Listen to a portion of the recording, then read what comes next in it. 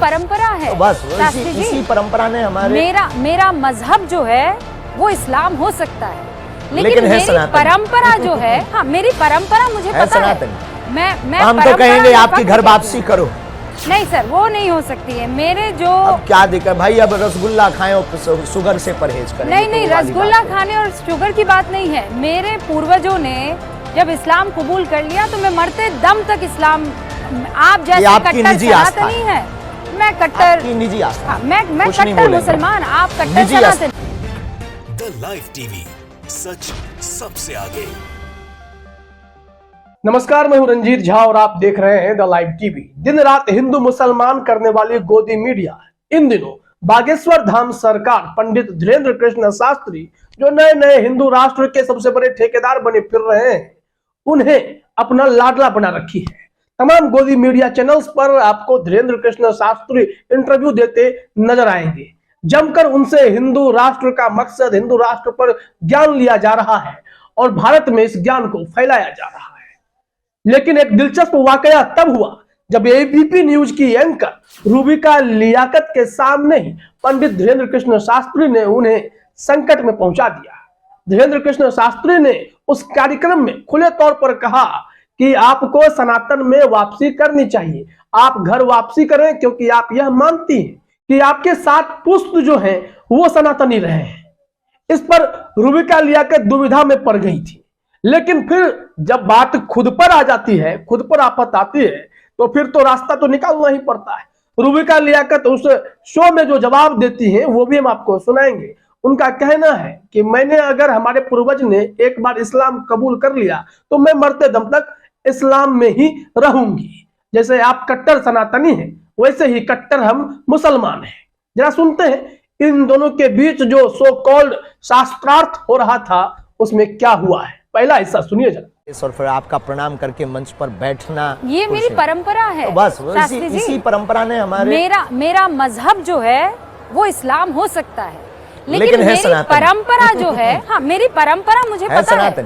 मैं हम तो कहेंगे आपकी घर वापसी करो। नहीं सर, वो नहीं हो सकती है। मेरे जो, अब क्या दिक्कत भाई, अब रसगुल्ला खाएं और शुगर से परहेज करें। नहीं, रसगुल्ला खाने और शुगर की बात नहीं है। मेरे पूर्वजों ने जब इस्लाम कबूल कर लिया तो मैं मरते दम तक इस्लाम, आप जैसे कट्टर सनातनी है, मैं कट्टर निजी आस्था, मैं कट्टर मुसलमान, आप कट्टर सनातनी। धीरेन्द्र कृष्ण शास्त्री यहाँ पर रूबिका लियाकत से यह कहते हैं कि रसगुल्ला खाते हैं, शुगर से परहेज करते हैं, ये कैसे चलेगा, आपको घर वापसी कर लेनी चाहिए। तो रूबिका कहती है कि हम उस परंपरा को मानते हैं, सब सही है, लेकिन आप हमें प्रेशराइज नहीं कर सकते हैं कि मुझे हिंदू हो जाना चाहिए, मुझे अपना धर्म बदल लेना चाहिए। तो कहते हैं कि मुझे कोई दिक्कत नहीं है, आप किस धर्म को मानती हैं और क्या है, मुझे इससे कोई ऐतराज नहीं है। ये बागेश्वर धाम वाले बाबा जी कह रहे हैं और दोनों के बीच जो है शास्त्रार्थ वो चल रहा होता है। इस हिस्से में सुनिए कैसे रूबिका लियाकत कहती हैं कि मैं भी कट्टर मुसलमान तो हूं, मैं सनातनी परंपरा को मानती हूं, लेकिन आप मुझे प्रेशराइज ना करें। सुनिए ये वीडियो। निजी आस्था, किसी तरह की कोई परेशानी नहीं होती, हमें तो दिक्कत नहीं, होने भी नहीं, दिक्कत नहीं ना तो आप मुझे घर वापसी के लिए प्रेशराइज कर सकते हैं। ये कहा कि अगर 7 पुरुषों पूर्व सनातनी है तो आपको आ जाना चाहिए। नहीं, मैं कह रही हूँ ये हमने कहा है कि भाई देखो, किसी को शुगर, रसगुल्ला खा रहे हो, शुगर से परहेज करें, सिर्फ ये बताओ। मेरे पूर्वजों का फैसला मैं साथ लेकर चलूंगी, मरते दम तक लेकर चलना चाहिए, हमें कोई दिक्कत। तो देखा आपने, वैसे भी रूबिका लियाकत जो है इन सब से अलग हटकर आपको दिखाई पड़ेंगी। वो महाकाल के मंदिर में नंदी के कान में भी कुछ कहती नजर आती हैं। तो रूबिका लियाकत और पंडित धीरेन्द्र कृष्ण शास्त्री के बीच बातचीत का वीडियो जब सोशल मीडिया पर वायरल हुआ तो लोगों ने टिप्पणी करना भी शुरू कर दिया है। एक यूजर ने लिखा, अफसर अहमद नाम है, उन्होंने कहा कि रूबिका जी ने बहुत लोगों की आस्था से खेला है, आज उनकी बारी थी। क्योंकि एक मीडिया चैनल पर हिंदू राष्ट्र को लेकर बहस की जा रही है कि हिंदू राष्ट्र बनाएंगे, सनातनी परंपरा को एशिया तक फैलाएंगे, लोगों को जोड़ेंगे, जो भी पाकिस्तान में है उसे भी हम भारत में मिलाएंगे। ये धीरेन्द्र कृष्ण शास्त्री खुले तौर पर सभी चैनल पर कहते नजर आ रहे हैं।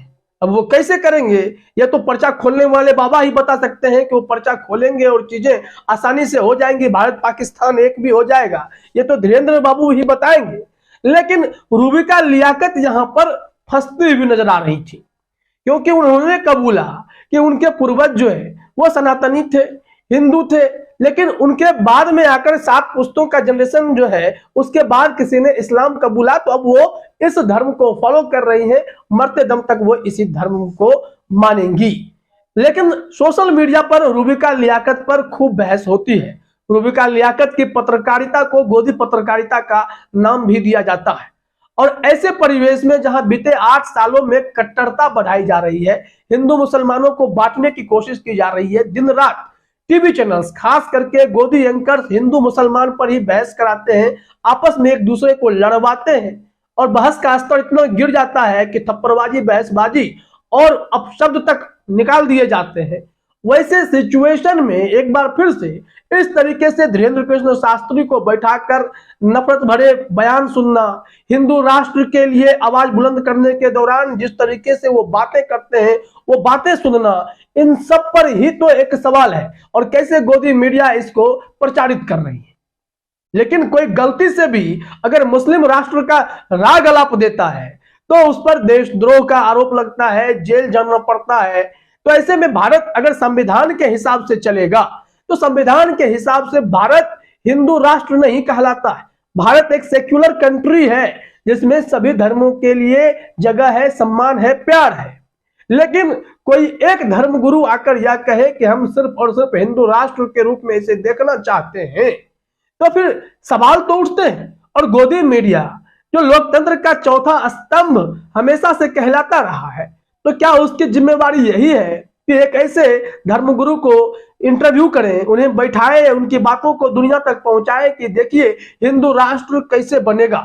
उसकी परिकल्पना धीरेन्द्र कृष्ण शास्त्री बता रहे हैं, और उनकी परिपक्वता को लेकर तो रजत शर्मा ने भी सवाल खड़े कर दिए। इंडिया टीवी पर उनका इंटरव्यू में देख रहा था, उसमें रजत शर्मा ने कई बार पंडित धीरेन्द्र कृष्ण शास्त्री की क्लास लगाई, उन्हें हड़काया, समझाया कि आप जो बोलते हैं, जो बयानबाजी करते हैं, ये ठीक नहीं है, इससे हमें भी आपत्ति है, बहुत लोगों को आपत्ति है। आप अपनी सनातनी परंपरा का प्रचार करते हैं, ठीक है, लेकिन उस दौरान हथियार रखने की बात, उस दौरान बुलडोजर रखने की बात, चाकू रखने की बात, भाला रखने की बात अगर ये करेंगे तो ये सही नहीं है।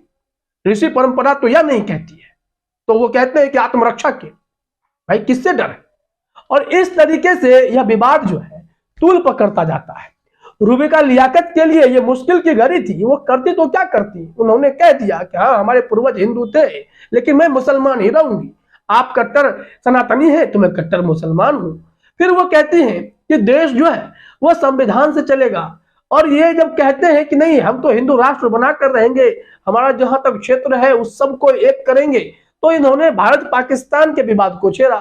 इस मामले में बहस जब आगे बढ़ती है तो फिर अखंड भारत की बात आ जाती है। धीरेन्द्र कृष्ण शास्त्री कहते हैं कि सनातन के बाद हम अखंड भारत की भी बात करते हैं।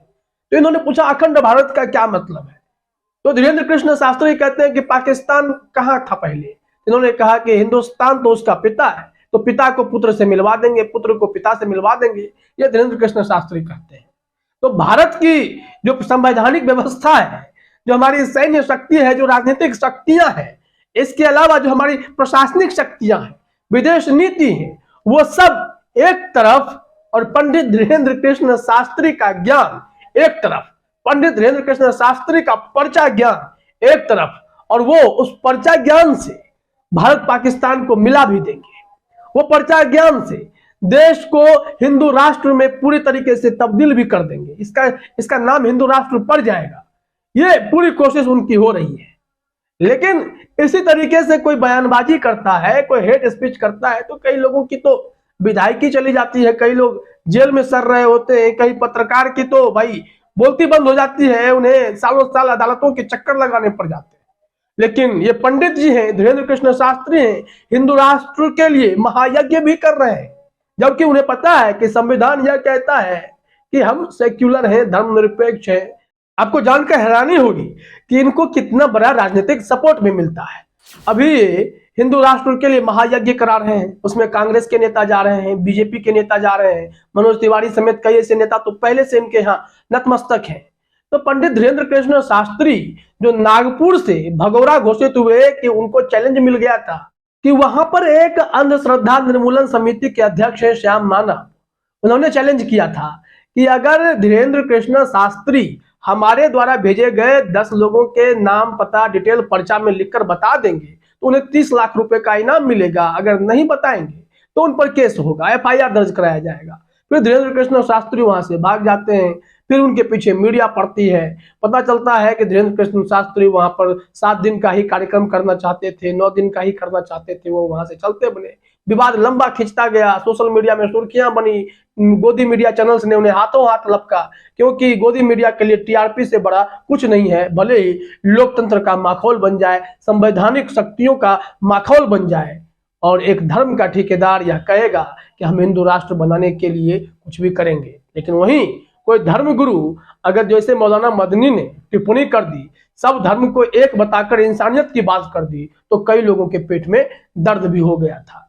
तो ऐसा होता है, किसी को बहुत तरक्की मिलती है, किसी की जमकर आलोचना हो जाती है। और रूबी का लियाकत इन सब के बीच फंस गई तो खुद पर बात आई तो उन्होंने कह दिया कि नहीं, मैं तो कट्टर भाई मुसलमान हूं, लेकिन हमारे पूर्वज सनातनी थे, परंपरा को हम मानेंगे। बस ये इतनी सी बात हुई। फिलहाल इस वीडियो में इतना ही। आप सभी का हमसे जुड़ने के लिए बहुत बहुत धन्यवाद। द लाइव टीवी, सच सबसे आगे।